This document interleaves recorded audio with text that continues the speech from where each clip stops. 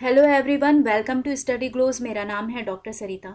दोस्तों, हम अमेरिका के शेल्टर के बारे में बात करेंगे। ये वो शेल्टर है जो कि इमरजेंसी तौर पे यानी जल्दबाजी के तौर पे आपातकालीन शेल्टर बनाए गए थे प्रवासी बच्चों को रहने के लिए, यानी कि वो बच्चे जो किसी वजह से अपने माँ बाप से बिछड़ गए हैं। हम इसके बारे में आगे चर्चा करेंगे। तो वैसे जो माइग्रेंट चिल्ड्रंस हैं उनको रखने के लिए जो इमरजेंसी शेल्टर्स बनाए गए थे, उनकी बहुत बड़ी दुर्दशा यहाँ पे दिखाई दे रही है। रिपोर्टिंग ये आ रही है कि आप देख सकते हैं कि ओवर क्राउडिंग की समस्या यहाँ पर है। उसके बाद से भोजन उनको बिल्कुल अच्छा नहीं मिल रहा है। आप देख सकते हैं कि स्पॉइल्ड फूड है, यानी कि सड़ा हुआ भोजन, बदबू मारता हुआ भोजन यहाँ पे है।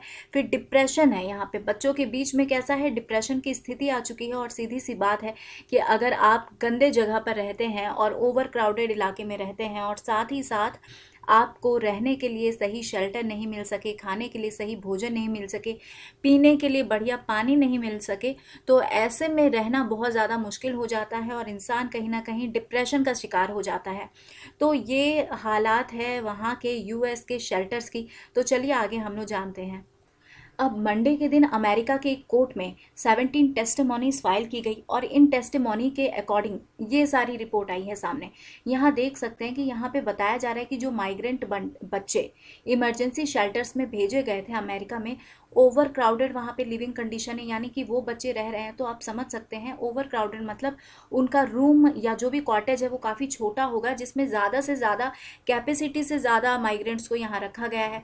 उसके बाद से स्पॉइल्ड फूड, भोजन उनका सड़ा हुआ बदबू मारता हुआ है, लैक ऑफ क्लीन क्लॉथ्स, कपड़े अच्छे नहीं हैं, गंदे कपड़े हैं, और साथ ही प्रॉब्लम हो जा रही है लोगों को डिप्रेशन की। सीधी सी बात है कि जैसा मैंने आपको बताया कि इस तरीके की अगर कंडीशन रहती है तो लोग डिप्रेशन का शिकार हो जाते हैं। सबसे पहले तो हम इन बच्चों की एज देख लेते हैं कि आखिर इनकी एज क्या है। तो इनकी एज आप देख सकते हैं कि 9 से 17 के बीच में है। हम कह सकते हैं कि ये एक तरीके से टीनेजर बच्चे हैं, यानी कि आपके यंगस्टर आप कह सकते हैं। तो ये वो उम्र है जब बच्चे इस तरीके की नेग्लिजेंसी को या इस तरीके का जो मिसट्रीटमेंट है उसको टॉलरेट नहीं कर सकते हैं। उनको हर चीज़ें समझ में आती है कि क्या ख़राब है, क्या उनको खाना चाहिए या कैसे उनको रहना चाहिए।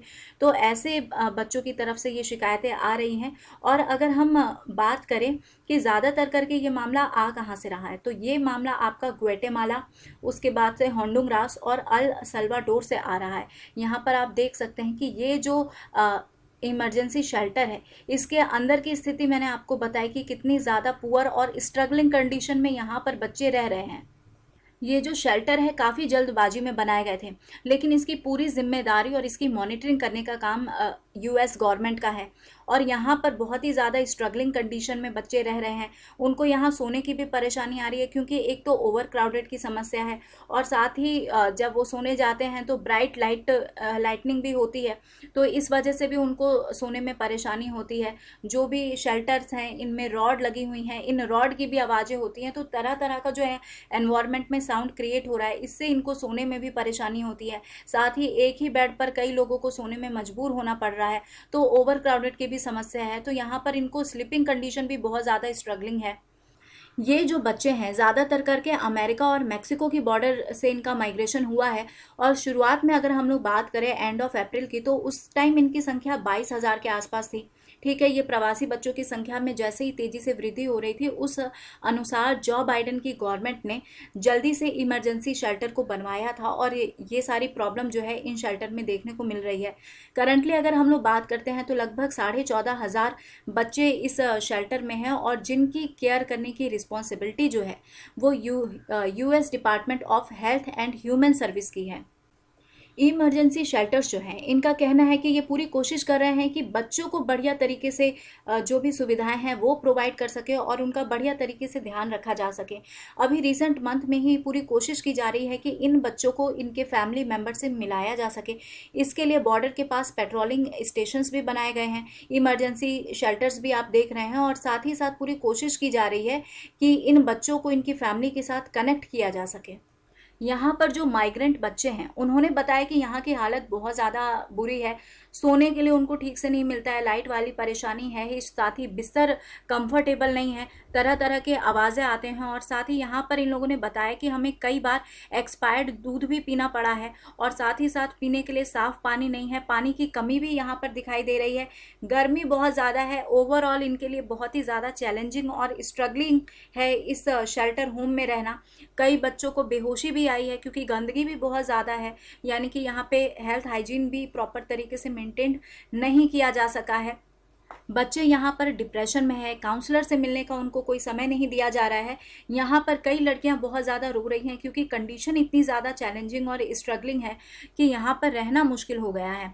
एक लड़की यहाँ पर बता रही है जो कि ऑलमोस्ट 2 मंथ यहाँ से बिता कर गई है, तो वो इस चीज़ को डिस्क्राइब कर रही है, जो कि अपने पिता से सेपरेट हो गई थी नदी पार करते टाइम। तो यहाँ पर वो कंडीशन बता रही है क्योंकि सेपरेट होने के बाद वो इसी शेल्टर, जो इमरजेंसी शेल्टर वार्ड है, इसी में आई थी। और उसने लिखा है the food here is horrible, यानी यहाँ का जो भोजन है, आप देख सकते हैं कितना ज़्यादा भयानक भोजन के बारे में बात किया जा रहा है कि भोजन यहाँ का बिल्कुल खाने लायक नहीं है। क्योंकि हम बर्गर जो दिया गया था खाने के लिए वो बिल्कुल भी खाने लायक नहीं था, फाउल ऑर्डर थे उसमें, यानी कि बहुत ही बेकार बदबू उसमें आ रही थी उसके ब्रेड में। और उसने कहा कि यहाँ पर कोई भी चीज़ खाने के लिए सही नहीं है। उसने कहा कि I really only eat popsicles and juice because that is the only food that I can trust. उसने कहा कि मुझे सिर्फ पॉप्सिकल्स पे, यानी पॉप्सिकल मैं आपको बता दूं कि स्मूदी आइसक्रीम टाइप समथिंग होती है, और साथ ही जूस जो है सिर्फ वही इसको लग रहा था कि यही एक ट्रस्ट वर्दी है जिसको खाया जा सकता है, बाकी अदर चीज़ें यहाँ पर खाने लायक नहीं है। तो यहाँ पे हमें देखने को मिल रहा है कि अमेरिका के इमरजेंसी शेल्टर वार्ड्स की क्या हालात हैं और कितने बुरे कंडीशन में बच्चे यहाँ रहने के लिए मजबूर हैं। फिलहाल ये जो मामला है कोर्ट में जा चुका है, अब देखते हैं कि यूएस की कोर्ट इस पर क्या संज्ञान लेती है। So here is the end of this lecture. Thank you so much for your support.